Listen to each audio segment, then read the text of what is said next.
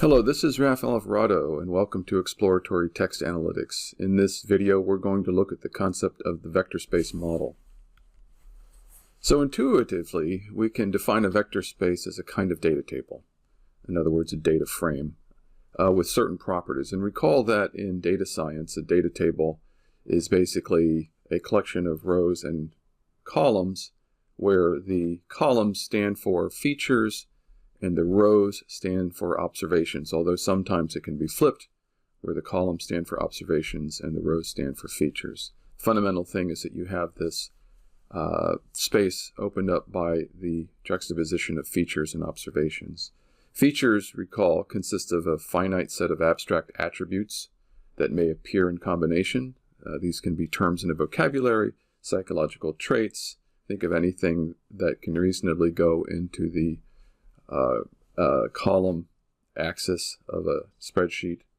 In vector space, we think of these features as dimensions in a coordinate system like x and y and z in the Cartesian system. Events consist of observed frequencies and or weights associated with each feature for a specific concrete instance of a random variable, such as a message or a person. In vector space, these are coordinates or vectors, and that's the key idea here, is that we're thinking of a row as a long expression of a coordinate. So one way to represent textual data in vector space is as a document term matrix. So a document term matrix is a specific implementation of a vector space model of textual data. In this example that we have on the left, which I've described from the internet, we have observations in the form of term counts associated with columns, which are the actual observations, and rows, which are the features in this case. As I said earlier, we often represent this relationship the other way around. We'll flip this around and represent the features as columns and the observations as rows. Note that each row here, or column, depending on your perspective, is a bag of words. So let's look at the columns, and you can just see that each term is represented in terms of a count and not in terms of its actual token position in a sequence. So we have a bag of words representation at the foundation of the document matrix representation. And also note that the diagram shows an alternate interpretation, if you will, of these data. So the one I'm focusing on is the document term interpretation, where the vector is the document. So you can see that grayed out and called a document vector, which we can represent, as we have on the bottom of the slide here, as a series or a tuple of values. But it's also showing that you can use these same data to talk about word vectors, where each document basically, where the collection of documents stand for a kind of context within which words are used, and that has other uses as well. But we're going to focus on document term matrix at this point.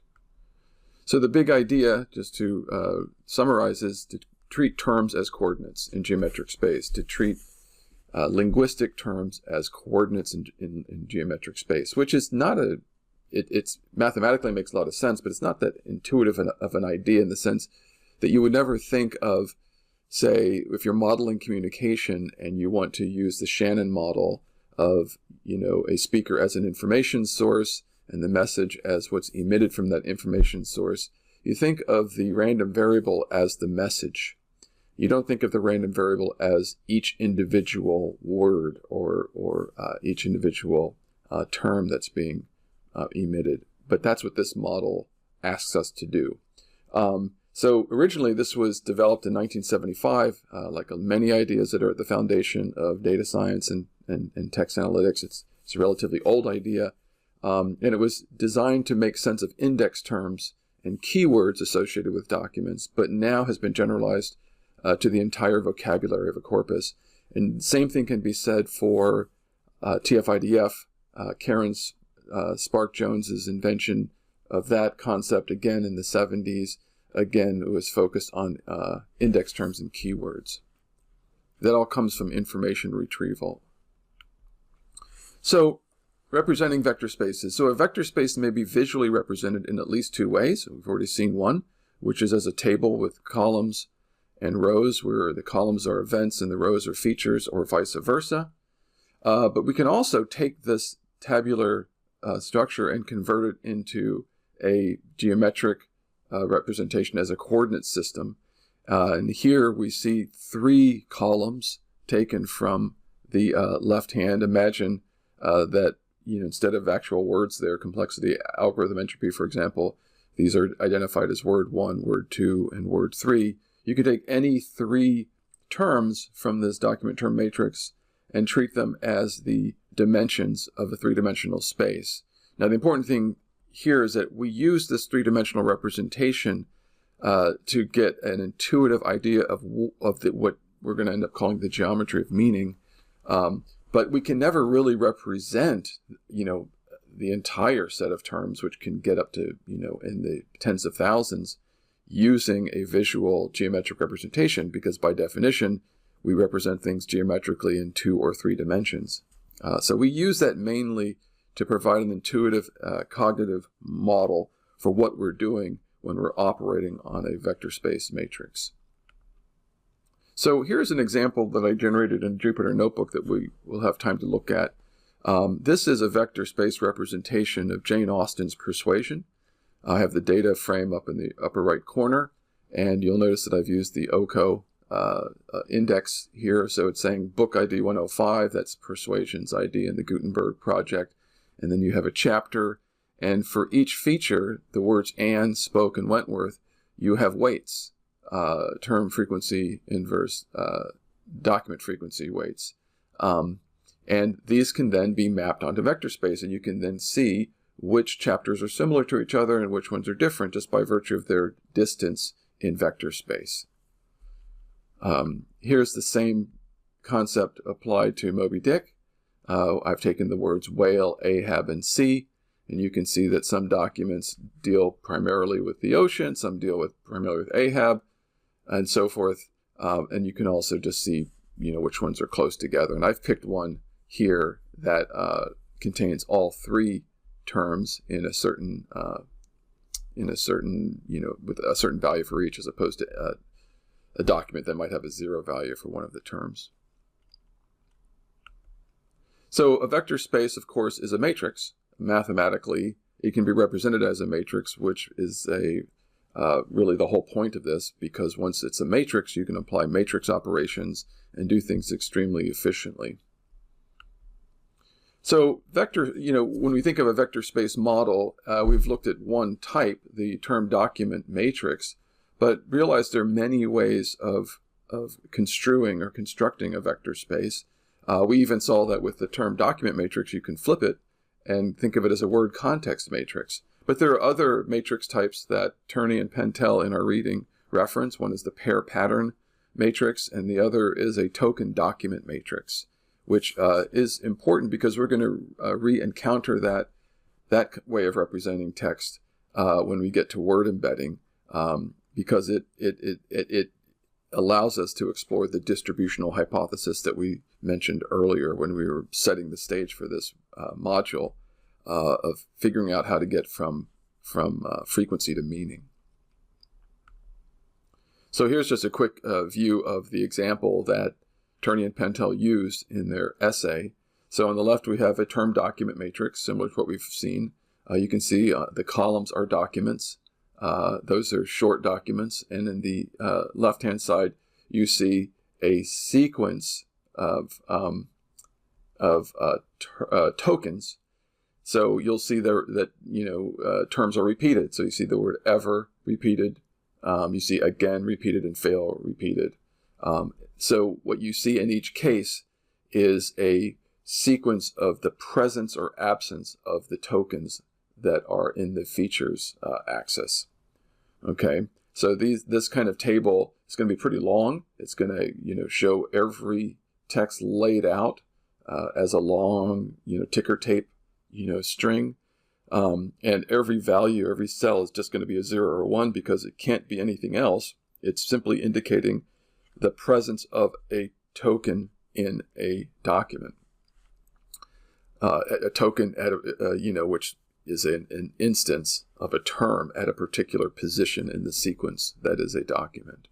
Now on the right, we see our friend, the term document matrix, which is a collapsed bag of words representation of what's on the left. So what use are vector space models? Well, first of all, it's a simple and robust way to convert so-called unstructured data into structured data. In data science, recall that structured data is essentially tabular data. We want things to be in the features observations form, what Hadley Wickham calls a tidy table. So once it's in this form, we can do lots of things. We can easily compute probabilities and statistics. We can perform matrix operations. But more generally, we can do what Widows calls, it allows for what Widows calls a geometry of meaning, which allows us to infer similarity and difference among documents by means of geometric distance measures within vector space. I'm going to push this idea that we oftentimes conflate the notion of similarity with proximity and difference with distance, but they're two different things, and one is being used as an operational metaphor for the other. This is the real payoff for us, is that once we start talking about a geometry of meaning, we can move from what Turney and Pentel call from frequency to meaning by way of geometry. So recall that in vector document space or document vector space, the coordinate system has as many dimensions as there are terms in our vocabulary. So in our corpus that we're looking at, there are approximately 40,000 terms, raw terms that we've extracted. And so those are all, dimensions in our vector space. We can reduce these dimensions by selecting only significant terms, terms that meet some criteria of significance that we looked at in a previous video, using, for example, TF-IDF. And once we've done that, we can infer the similarity of all the document pairs in this vector space. So imagine every single document, every single observation being compared to every other observation by virtue of their vector representations and using analytic geometry essentially to compute a distance between them, and then we can get a sense of a pair table.